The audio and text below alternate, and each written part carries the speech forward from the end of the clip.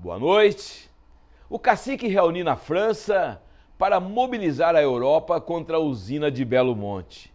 É o fim da picada, o começo do rompimento da nossa soberania nacional. O presidente do Xingu, a Dilma Rousseff de Cocar, fala por nós? Eu tenho respeito e carinho pelos índios. Eles estavam aqui quando chegamos e devem ser socializados. Índio precisa de faculdade, financiamento, produção e ao mesmo tempo de incentivos culturais para manter suas tradições. Mas daí, falar em nosso nome não dá. O país avança e necessita de mais energia elétrica. Não há outra forma eficiente que resolva o problema. O rio Xingu será afetado pela usina, sim. Em alguns momentos, o homem deve estar acima da natureza.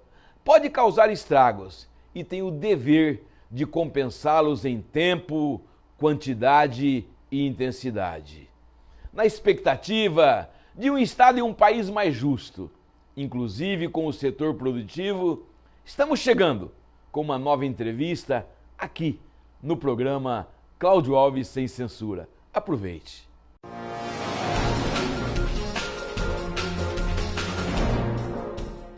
O programa de hoje tem o prazer de convidar você para saber sobre o acesso do cidadão à justiça. Nós pedimos para a nossa produção trazer alguém que compreenda e tenha uma posição clara sobre isso. Encontramos no doutor Alexandre César uma das fontes ideais para tratar do assunto. É claro que nós vamos aproveitar a presença dele para falar de política, a postura do PT, o trabalho da Comissão de Meio Ambiente na Assembleia Legislativa e no final queremos perguntar ao professor sobre, claro e evidente, o ensino superior em Mato Grosso. Além das funções que colocamos agora, o senhor também trabalhou como procurador do Estado, foi deputado estadual aqui pelo Mato Grosso e professor da Universidade Federal também. Professor, uma satisfação muito grande receber o senhor no programa Cláudio Alves Sem Censura, para que possamos aqui tentar levar um pouquinho mais de cultura para o nosso Estado.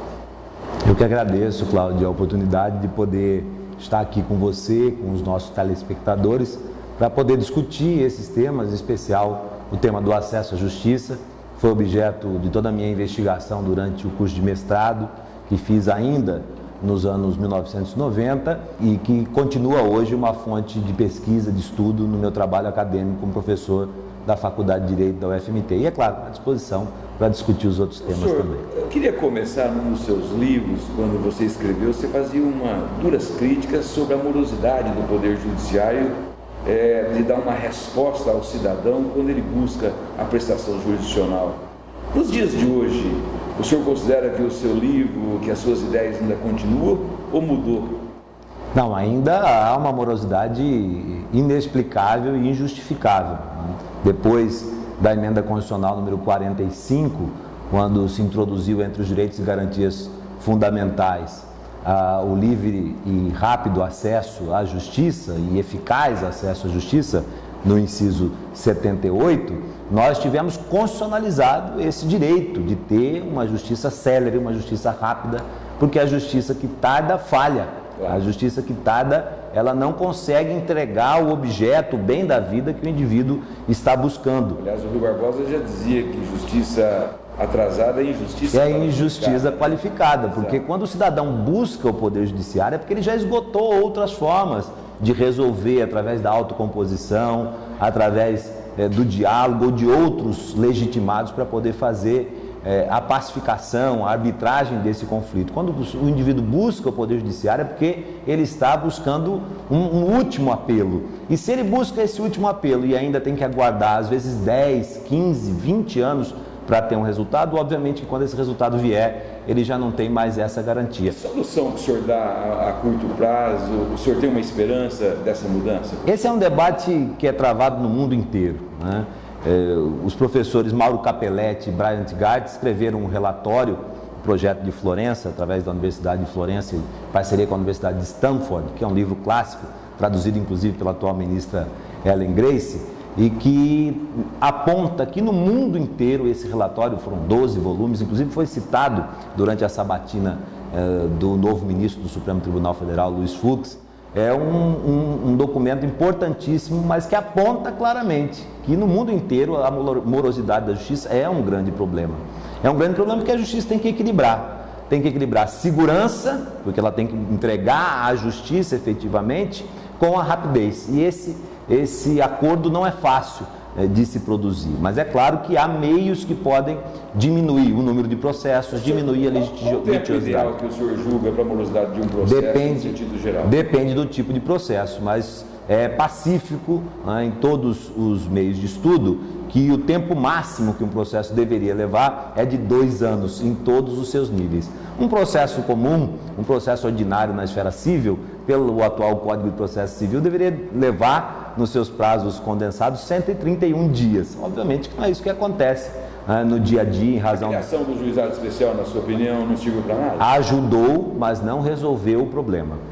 É claro que o juizado especial, com uma maior celeridade, com uma maior simplificação de atos, ajudou a resolver alguns problemas mais simples, mas processos mais complexos ainda têm demorado muito tempo para ser julgados. Por isso a gente acredita que é importante introduzir novos instrumentos, não é? Hoje eu acredito que a criação do processo eletrônico é uma forma também de tornar mais célere, mas é claro, nós vamos ter que enfrentar os desafios de produzir mais eficazmente súmulas vinculantes, de produzir julgados que estão previstos no projeto do novo Código de Processo Civil, que possam ter efeitos de pacificação de conflitos nas mais diversas esferas. Nós vamos ter que enfrentar esse problema através de criatividade, mas é claro, sempre com o objetivo de assegurar a justiça ao final. O senhor avalia que a falta de juízes, a falta de prestadores de serviço da justiça reflete diretamente? Como é que o senhor vê hoje a justiça do nosso estado de Mato Grosso? Reflete com toda certeza. Nós vemos na maior parte dos países um número de juízes proporcional ao número de processos muito maior. No Brasil nós temos desde os tribunais superiores até os juízes de primeiro grau, todos sobrecarregados com o número de processos que tem que instruir, e com um quadro de apoio às vezes insuficiente para poder dar conta de dar o segmento regular a todos esses feitos. Então é preciso ampliar também o número de magistrados, ao mesmo tempo que nós temos que enfrentar o desafio de simplificar o direito processual, que é o tema da reforma do Código de Processo Civil que tramita no Congresso Nacional. Também nessa sua obra, o senhor aponta, o senhor defende a teoria até de se criar tribunais distritais. O senhor continua com esse pensamento? Eu acredito que a participação popular na distribuição... De que forma seria isso? Participação popular da distribuição da justiça. Nós temos que assegurar que o cidadão se corresponsabilize com a distribuição da justiça. Porque o que acontece? O cidadão ele é responsável pelo Poder Executivo, que ele elege a cada 4 anos. Da mesma forma, pelo Poder Legislativo, que ele elege a cada 4 anos, a cada 8 anos, dependendo do mandato. Mas no Poder Judiciário a participação popular é muito reduzida. O senhor está defendendo a tese de que deveria haver eleição também para os membros do Poder Judiciário? Não necessariamente, mas que nós possamos ter, não no Poder Judiciário propriamente dito, mas nas esferas intermediárias que possam promover arbitragens, que possam promover conciliações, indivíduos eleitos pela comunidade, cidadãos eleitos pela comunidade que possam atuar nessa esfera. A lei dos juizados especiais, ela propôs a criação dos chamados juízes leigos, mas ela exigiu desde o início que ele fosse um advogado com 5 anos de experiência. A lei exigia que um juiz leigo fosse mais qualificado, com mais tempo de profissão do que um juiz togado. O juiz de direito, ele precisava passar num concurso e se exigia dele, até hoje, se exige uma idade limite e um tempo de exercício profissional menor do que esse de 5 anos. Por isso que a OAB, inclusive, disse, não há juiz leigo advogado, ou é uma coisa ou é outra. Nós acreditamos que o cidadão pode atuar como juiz leigo, para poder buscar a conciliação, para poder arbitrar um determinado litígio e com isso desafogar o Poder Judiciário propriamente dito. Mas o senhor acha que a cultura do povo brasileiro e obviamente a cultura das próprias pessoas poderia em determinadas circunstâncias esses advogados que exercem esse cargo ser substituído por pessoas que nada entendem do direito?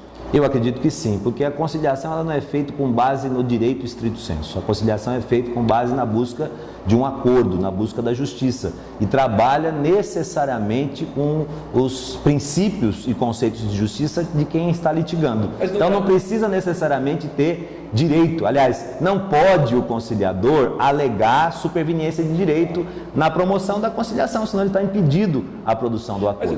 Basta bom senso para conciliar, não precisa de direito. Parece que não caminha nesse sentido, porque nós temos que foram criados tribunais, juizados arbitrais, e a gente não vê na prática verdadeiramente funcionando.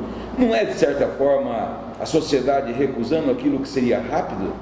Não, eu não vejo assim. Eu não vejo a sociedade tendo informações suficientes, nem espaços próximos ao seu local de moradia, ao seu local de trabalho, que permitam que esse tipo de esfera possa funcionar. Então é preciso também um esforço no sentido de informar o cidadão, que aquela é uma forma de pacificar rapidamente um litígio, e a partir da sua própria experiência cotidiana, levá-lo a crer que aquele instrumento vai lhe trazer o resultado que ele busca. No dia a dia, o cidadão se vale da arbitragem e da conciliação, mesmo sem levar esses nomes.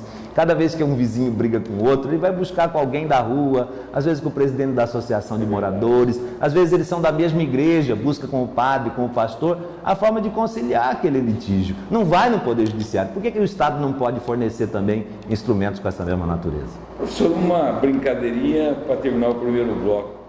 O senhor me parece que tem uma simpatia, quer dizer, um apoio da própria imprensa. Eu queria perguntar como é que o senhor conquistou essa simpatia. Isso é relativo. Eu acredito que da sua parte, né, e de muitos jornalistas, muitos profissionais da imprensa, a gente tem tido um apoio e um espaço e um respeito. Mas, infelizmente, nós sabemos, a mídia é fruto da dinâmica da nossa sociedade. E há, é claro, alguns problemas. Nem sempre a gente tem o mesmo espaço, nem sempre a gente consegue levar as nossas versões. Eu acredito que hoje o processo de informação está muito dinâmico, muito rápido, mas, ao mesmo tempo, falta, por parte de alguns poucos profissionais, mas que acabam influenciando nesse cenário, falta um pouco de responsabilidade. Livre iniciativa, liberdade de imprensa e de opinião não pode também, a meu ver, corresponder a uma irresponsabilidade com a imagem, com a vida e com a honra das pessoas. Acreditamos que nós vamos chegar em breve a um equilíbrio nessa questão no Brasil. Não com a volta da censura, sou terminantemente contra, mas com a criação de instrumentos que permitam, através de conciliação, não através de promoção de mais litígios, que promovam um equilíbrio nessa relação. Eu quero deixar registrado à sociedade mato-grossense que o programa Cláudio Alves Sem Censura sente orgulho de entrevistar o senhor aqui hoje de Cuiabá. O programa Cláudio Alves Sem Censura volta já.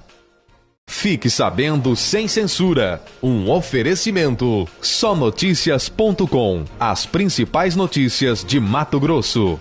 Procurador do Estado e professor da Faculdade de Direito da UFMT, licenciado em ambos os cargos durante o mandato, o deputado também relatou um dos mais polêmicos projetos de lei da história do Legislativo mato-grossense, o que trata do zoneamento socioeconômico e ecológico. Foi o autor da lei que estabeleceu a política de economia solidária em Mato Grosso.